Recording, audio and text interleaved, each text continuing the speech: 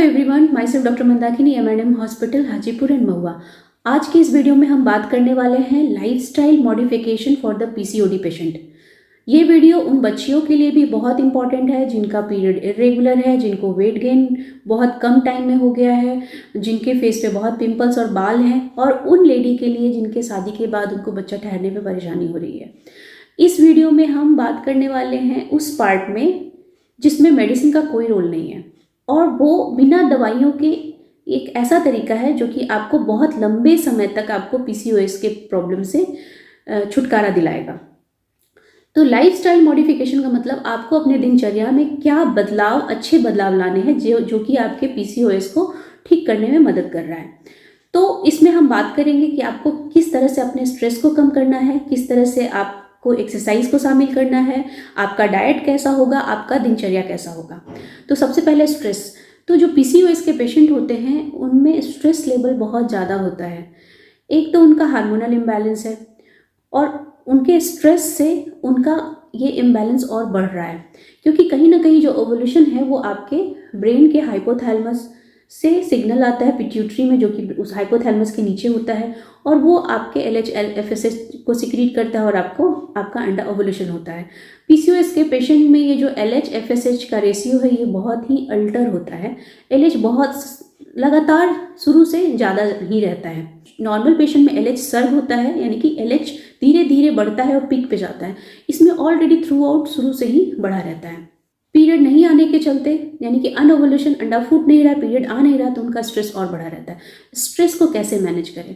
तो स्ट्रेस को मैनेज करने के लिए आपको अपने लाइफ में आपको अपने हॉबीज़ पे टाइम इन्वेस्ट करना होगा, यानी कि किस तरह से आपको टेंशन ना हो। जहाँ भी आपको कोई भी एक ऐसा फैक्टर है जो आपको परेशान कर रहा है, वहाँ से आप हटिए।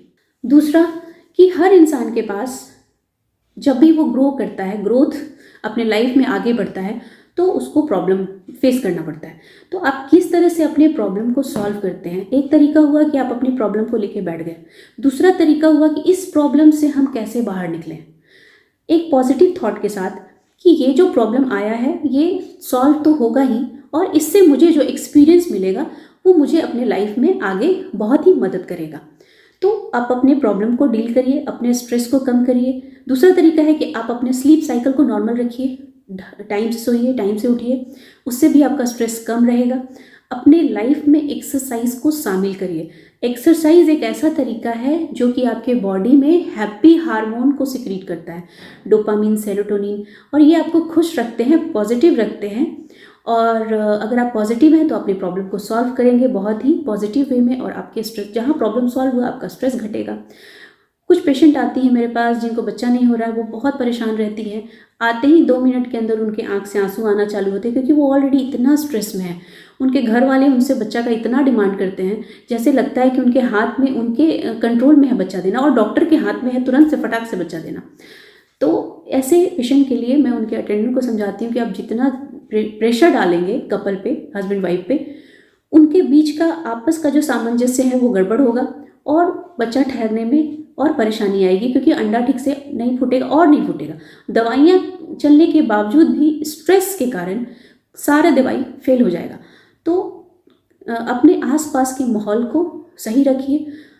आप स्टूडेंट हैं तो आपका एग्ज़ाम है, ऐसा नहीं है कि पीसीओएस है तो आपको पढ़ाई नहीं करना है, क्योंकि आपका तो पीसीओएस है, आप और स्ट्रेस लेंगे पढ़ाई का तो आपका पीसीओएस और ख़राब हो जाएगा। नहीं, आपको अपने दिनचर्या में कुछ इफ़ेक्टिव बदलाव लाने हैं। जैसे आपको पढ़ना है लेकिन टाइम से सोना है, और सुबह जल्दी उठना है, थोड़ा एक्सरसाइज भी करना है, और इसके बाद अपना स्टडी कंटिन्यू करना है।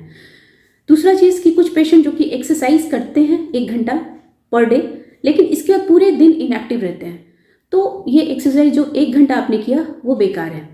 कहने का मतलब है आपको अपने लाइफ में जो फिजिकल एक्टिविटी है उसको बढ़ा के रखना है।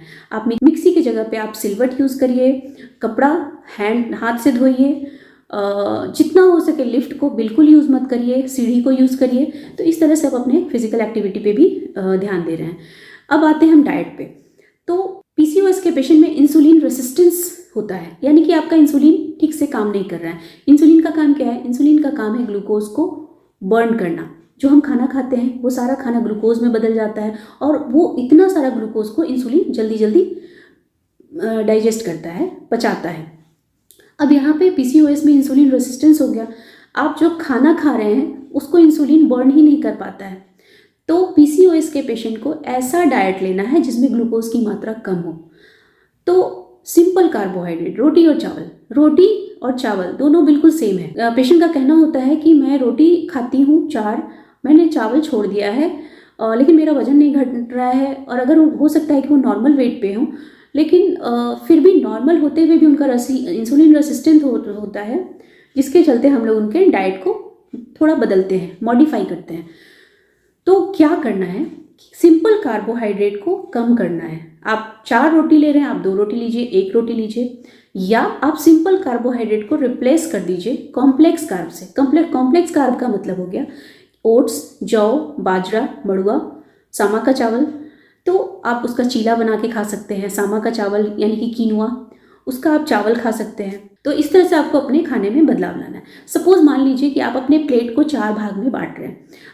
अभी नॉर्मल जो डाइट होता है लोगों का, तो वो 2 पार्ट में उनका चावल रोटी होता है, 1 पार्ट में सब्जी और 1 पार्ट में दाल होता है। पीसीओएस के पेशेंट को हम एडवाइस करते हैं कि वो जो प्लेट का 4 पार्ट है, उसका 1 पार्ट आपका कॉम्प्लेक्स कार्ब होगा या तो सिंपल कार्ब होगा, 1 रोटी या थोड़ा चावल, या फिर जौ, बाजरा, मल्टीग्रेन आटा का रोटी, और जो आटा होगा वो भी फाइबर के साथ होगा। उसका जो हम लोग भूसी हस्क जो कि हटा देते हैं चाल के, और सिर्फ हम लोग जो महीन पार्ट होता है आटा का वो यूज़ करते हैं, जो कि अच्छा नहीं है। वो आपको पूरा जो हस्क के साथ यानी कि उसका भूसी के साथ जो आटा है वो यूज़ करना है। तो 1 पार्ट में तो आपका कॉम्प्लेक्स कार्ब हो गया, दूसरा पार्ट में आपका वेजिटेबल्स होगा जो कि कम तेल, बटर, घी में बना हुआ होगा। तीसरा पार्ट में एक बड़ा बाउल, कटोरी दाल का होगा, और जो चौथा पार्ट होगा उसमें कच्ची सब्जी यानी कि सलाद होगा। क्या नहीं लेना है। तो बहुत सारे पेशेंट का क्वेरी होता है कि आपको पीसीओएस है, आपको वाइट चीज़ नहीं लेना है। तो ऐसा नहीं है, आपको वाइट में रिफाइंड शुगर नहीं लेना है, रिफाइंड सॉल्ट, आप नॉर्मल जो कम नमक डाल के सब्जी बना रहे हैं वो आप लेना है। लेकिन जो अलग से आप नमक यूज़ करते हैं, सैलेड्स बहुत सारा नमक के साथ सैलेड या अचार लेते हैं, तो वो आपको नहीं लेना है। मैदा नहीं लेना है, लेकिन दूध, दही, पनीर, ये भी तो वाइट है, ये आपको लेना है। तो इस तरह से अपना स्ट्रेस कम करके, अपने एक्टिविटी को बढ़ा के, अपने एक्सरसाइज को बढ़ा के आप अपने पीसीओएस को ठीक कर सकते हैं। एक्सरसाइज में अगर हम बात करें तो आपको अपना मेडिटेशन पे ध्यान देना है। अगर आप वेट लॉस नहीं आपको ज़रूरत है, आप दुबले पतले हैं, नॉर्मल वेट के पेशेंट हैं, तो आपको योगा करना है, मेडिटेशन करना है यानी कि ब्रीदिंग एक्सरसाइज करना है। दूसरा, अगर आपने वेट गेन किया हुआ है तो आपको ऐसा एक्सरसाइज जिससे आपका वेट लॉस हो, जैसे कि वॉकिंग हो सकता है, रनिंग हो सकता है, जॉगिंग हो सकता है, जंपिंग हो सकता है, सूर्य नमस्कार, प्लैंक्स। तो इस तरह से के एक्सरसाइज को करके आप अपने पीसीओएस को मैनेज कर सकते हैं। इस वीडियो में अगर आपको कोई क्वेरी है तो प्लीज़ पूछिए मेरे व्हाट्सएप नंबर पे, और अगर आपको ये वीडियो अच्छा लगा हो तो please like, share and subscribe. Thank you.